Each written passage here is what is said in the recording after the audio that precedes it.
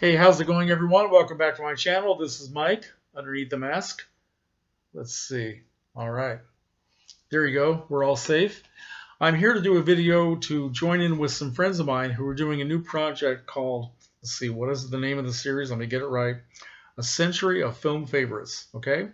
Taking each decade from the 1920s on up to the present day, and for each one of those years and those decades, picking out one or maybe more favorite films and talking about them. Not necessarily calling them the greatest films ever made, but just our personal favorites, films we like to talk about and maybe recommend to all of you. Now, my friends started last week with the decade of the 1920s.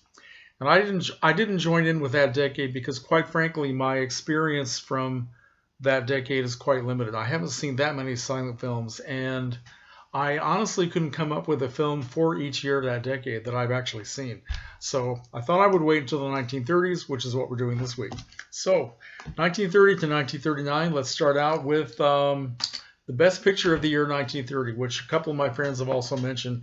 And it is such a great film that it should be talked about. All Quiet on the Western Front, directed by Louis Milestone. Now, I don't own this film. I need to get it. I saw it once many years ago at the Roger Ebert Film Festival here in Champaign, Illinois. And I can't remember how long ago it was. It's been maybe 20 years ago.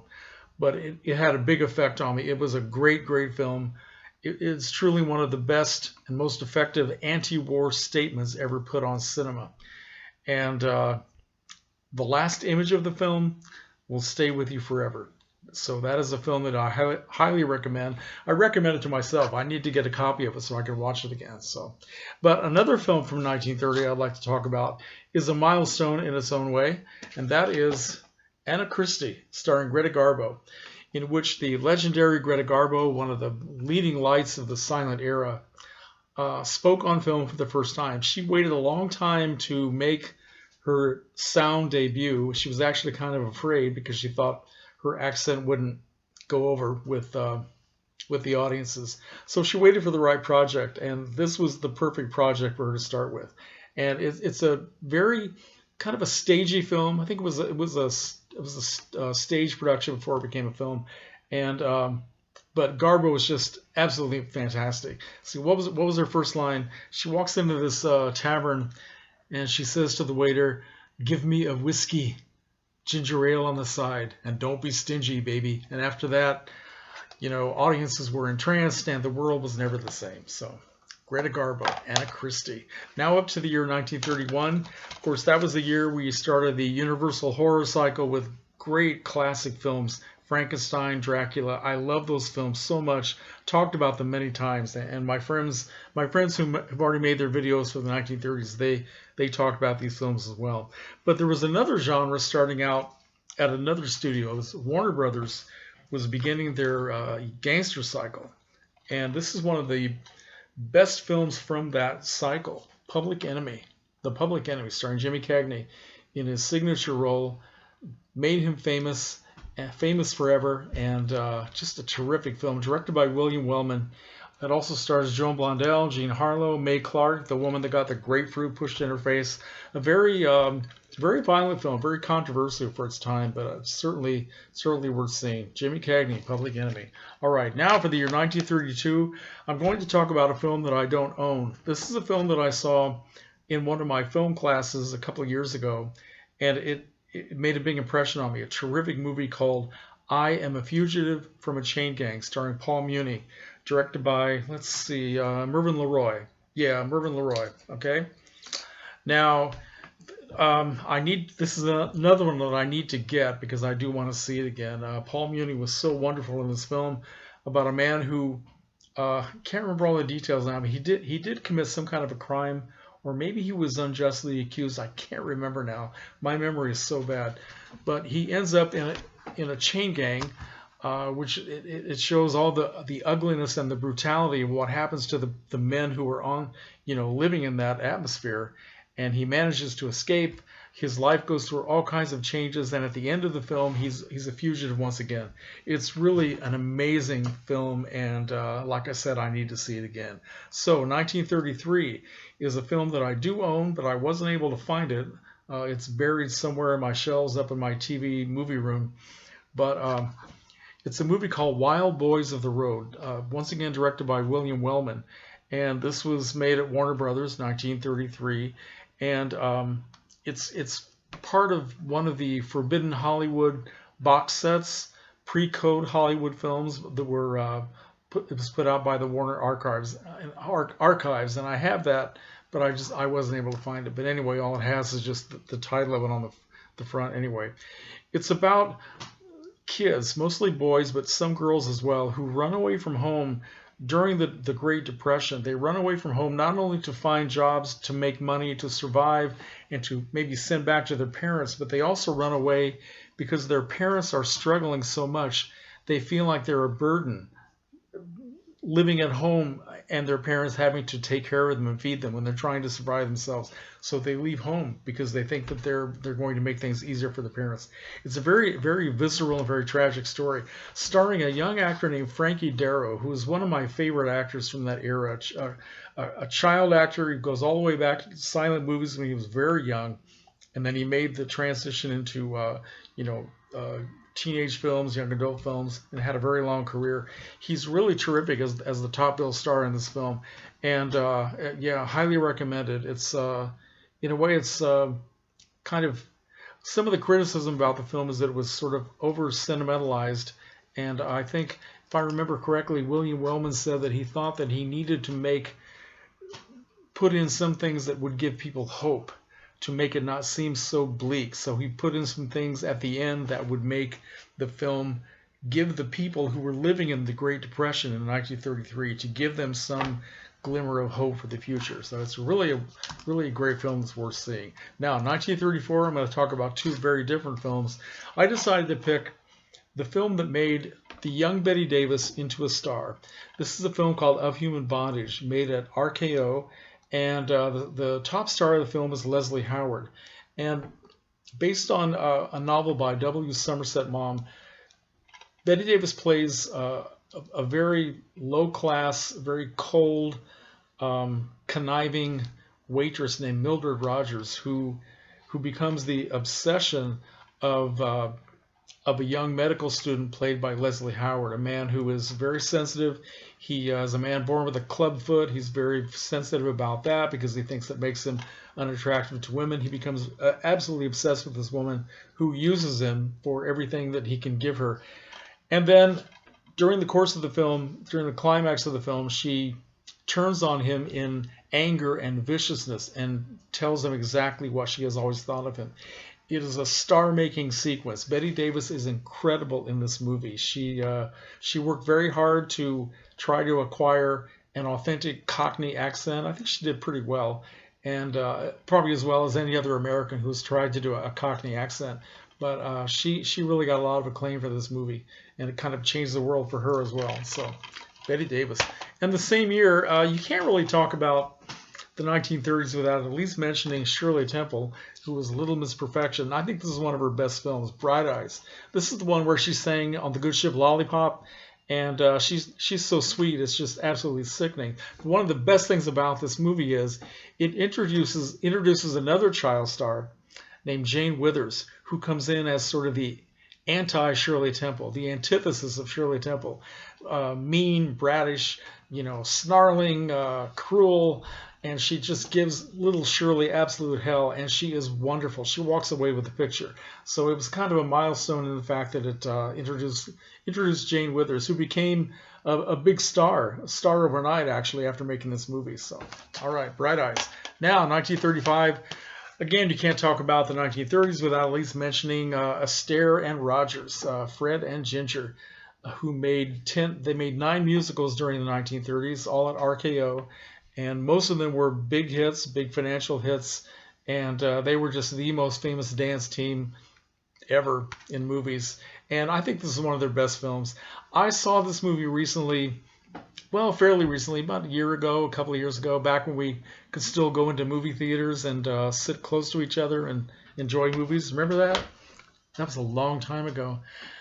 And I saw this movie, and I sat there with a big goofy smile on my face from beginning to end. It was so pleasant and happy and just a total delight. So I thought I would talk about this, the best film of 1935, in my opinion. One of them anyway, all right? So 1936, let's talk about another film that features Leslie Howard and Bette Davis, but it also features an actor still coming up and coming into his own, an actor named Humphrey Bogart. This is The Petrified Forest. And everybody in this film is good, very good. Bette Davis is wonderful. Leslie Howard is always wonderful. It's based on a stage play that Leslie Howard had been in, and Bogart was in it as well. And Howard insisted to the Warner Brothers brass that Bogart be used for this part of Duke Mantee, the criminal, in the gangster in this film, based very, I think, based quite a bit on John Dillinger. At the time, and he insisted that he would not make this film if he couldn't have Bogart. So it helped Bogart his career just start rising. Bogart is incredible in this film. He comes in maybe about halfway through or 2/3 of the way through, and he just takes over. Everything about him, the looks on his face, the gestures, the movements, it's just incredible. So anyway, Petrified Forest. Now, 1937, I want to talk about two very different films. This is Fritz Lang's You Only Live Once, starring Sylvia Sidney and Henry Fonda. A very dramatic story, an incredible story about a man who is just, his life is just one series of bad breaks, and that's Henry Fonda. And the woman who loves him, becomes his wife, Sylvia Sidney, is so much in love with this man and so dedicated to him and believes in him so strongly. She will follow him anywhere, even when he is a fugitive from the law, and that's how it all ends up. And it's just beautifully acted, and an early example of film noir, definitely worth seeing. Yeah, You Only Live Once. And a very different film from that year, one of my favorites. This is Stage Door, which is based on a Broadway play. I think it was changed considerably to make into a film. It stars Ginger Rogers, Katharine Hepburn, and Adolphe Menjou. Also with a lot of actresses who are up and coming, people like Gail Patrick, Eve Arden, Andrea Lees, Lucille Ball, Ann Miller. A lot of people who were. It's about a group of young women, and some not so young, who were living in a theatrical boarding house in New York City and trying to navigate the depression when it's very hard to find work anywhere, especially in the theater, and trying to manage their lives and live in that very close quarters with a lot of people that you don't necessarily want to live with. And it's really fantastic. I'm not a huge fan of Katharine Hepburn throughout her entire career, but she is very, very good in this. It's a perfect film for her. And she and Ginger Rogers, although they didn't get along well in real life, they play off of each other beautifully. Ginger Rogers is terrific. And Lucille Ball is very, very funny in this. All right, 1938. Well, some of my friends have already mentioned the film that I was determined to talk about. That is Alfred Hitchcock's The Lady Vanishes, which I absolutely love and highly recommend. I saw this in a film class as well a couple of years ago when I did a film class based on the films of Alfred Hitchcock, and that's the first time I saw it, and I just really, really love this film. Another film from that year, which is also quite different, this is You Can't Take It With You, which I also highly recommend. This is from Frank Capra. What a great director, and a series of works that he has given us. And this has people like, let's see, Jean Arthur, Lionel Barrymore, Jimmy Stewart, Edward Arnold, Misha Auer, Ann Miller. Again, she's very young in this. I think she's about 14 years old. And yeah, just one of the most life-affirming films you will ever see. It's very funny, but it also has this very dramatic and poignant moments as well, and it's absolutely worth seeing.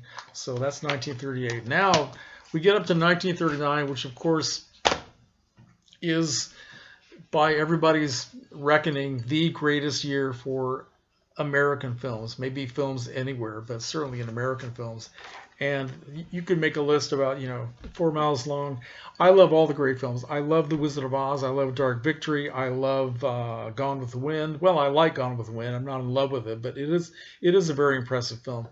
And I like it more every time I see it. But I'd like to talk about a couple of films that, once again, I saw in a film class that I took about the films of 1939. And some of them I had seen before, but one I had never seen in my entire life. is this great adventure movie called Gunga Din. Gunga Din from 1939. What a terrific movie. Let's see. Let me see if I can remember who is in this movie. This is terrible. Cary Grant, Victor McLaglen, Douglas Fairbanks Jr. Star as cheeky British soldiers armed with battlefield gallantry as they combat a murderous sect in the colonial India. Directed by George Stevens. I didn't know what to expect. I'm not really big on adventure films. I think I was when I was a kid. I'm sure I never saw this. I don't remember it, but I totally fell in love with this very, very moving film, especially at the end. I mean, it's got a lot of good moments of exchange between the characters. A lot of it's very funny, but it gets very serious, and at the end, it will really bring some moisture to your eyes. Great, great movie, Gunga Din. All right, now. Another film from 1939. Since we started out with Garbo, let's finish up with Garbo. This is her penultimate film. This is Ninotchka. Garbo at her very best. And now the marquees for this were saying Garbo laughs, because she kind of lightened up her very sad, overdramatic character to make this movie, and it worked beautifully. All about a Soviet, what is she exactly?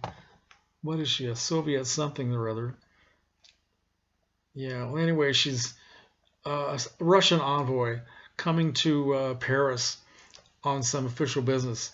And she starts out being very, very, controlled and very cold. And then she starts falling in love with this man played by Melvin Douglas, a man about town. And everything changes, and it's just beautiful. It's let's see, who directed this? Directed by Ernst Lubitsch. Ah, yeah, Ernst Lubitsch. Yeah.